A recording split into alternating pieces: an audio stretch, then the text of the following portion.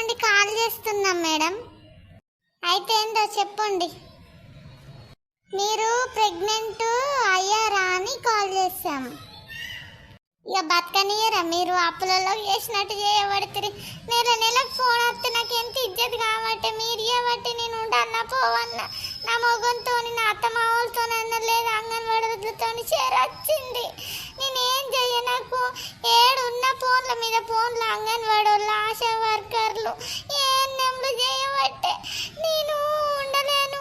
నెలకు కిలో తిన్ అని రావట్టే నేనేం చేద్దును. ఓ వెంకటమ్మ, మీరెందుకు ఏడుస్తున్నారా? మేము అడగడం మా ధర్మం.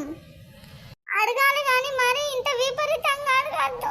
మీరు ఒక్క రూపాయాన్ని ఇస్తానా ఊక అడిగి సాగుదబ్బబట్టే ఇజ్జతికి ఏమన్నా చేసుకొని చచ్చిన దిక్కే లేదు. నేను నాకు గందరగోళం కాబట్టి మీరు ఫోన్ చేసినప్పుడల్లా నాకు దడ పుట్టబట్టే పిల్లలు అని అడగబడుతుంది. ఊక ప్రెగ్నెంట్ అని అడుగుతా అంటే నా పానం అంత గందరగోళం అవుతుంది. నెలకు ఫోన్ రాబట్టే అప్పులలో అన్న చేస్తలేరు మీరు ఊకొక చేయబడుతుంది. ఓ ఏంది మాట, వాళ్ళట వీళ్ళట అందరూ చేయబడుతుంది. మీరు అంగన్వాడీ వాళ్ళు ఆశా వర్కర్ వాళ్ళు ఏఎన్ఎంలు చేయబట్టి నాకు ఈ చెరగూస వచ్చింది. బతకనిత్తలేదు, తిన్న కూడా పైకి పట్టనిత్తలేదు. నెలకు ప్రెగ్నెంట్ అయిందా అని ఫోన్ చేయవరకే నా గుండెలు దడ అంటుంది. నా సల్ల చెమటలు పుట్టబట్టే నాకు అంత గందరగోళం కాబట్టి మీరు చేయబట్టి నేనేం చేయాలో చెప్పు. మీరు చేయబట్టి అప్పుడే అంగన్వాడీ వాళ్ళని పైసలు ఇస్తే మంచిగా మేము ఈ ఫోన్లు చేసే బాధ తప్పుతుంది కదా. ఇది పైసలు ఇస్తే హాస్పిటల్లో చూపెట్టుకొని మాకు ప్రెగ్నెంట్ అయిందని చెప్దాం కదా.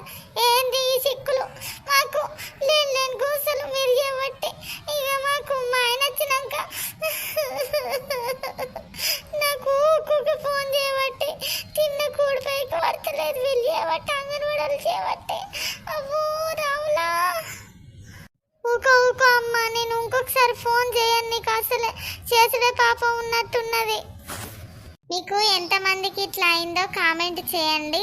మా ఛానల్ని సబ్స్క్రైబ్ చేయట్లేదు, చూస్తున్నారు కానీ సబ్స్క్రైబ్ తప్పకుండా చేసుకోండి. మంచి వీడియోస్తో మీ ముందుకు వస్తాం.